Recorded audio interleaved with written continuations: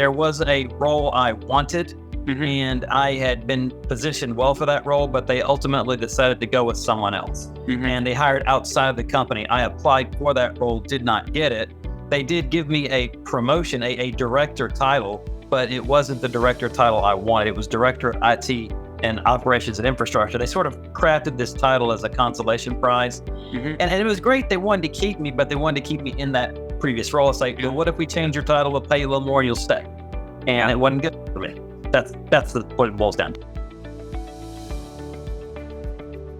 I think I struggled with that question my whole career, if I can be honest with you. It's knowing that there has to be a better way, right?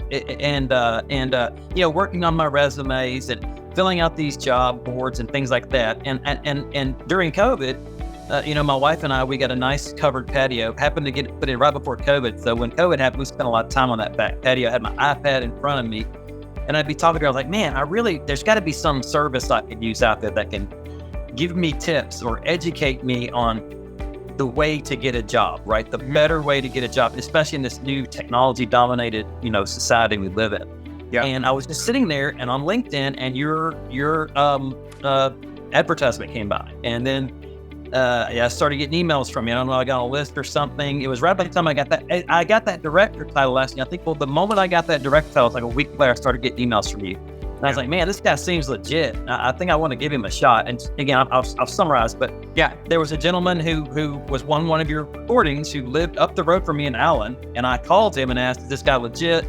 He said he is. And then I reached out.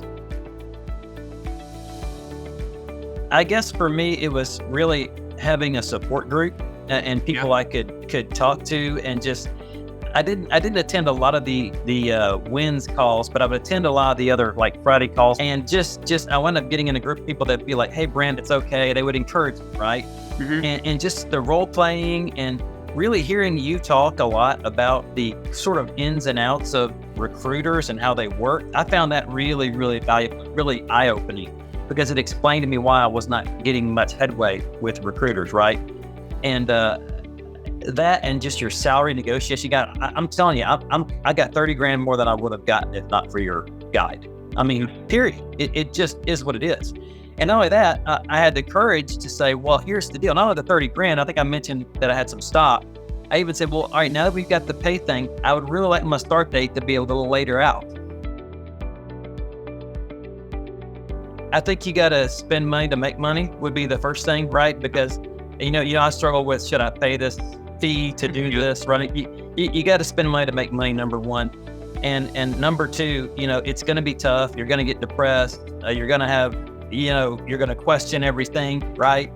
But at the end of the day, your Tim and his company, they're going to push you outside your comfort zone would be what I'm going to say. And you need that probably. If you're in a situation where you're not happy and you want to make a change, you just gotta, you gotta listen to Tim and do what he says, and he'll get you there, right?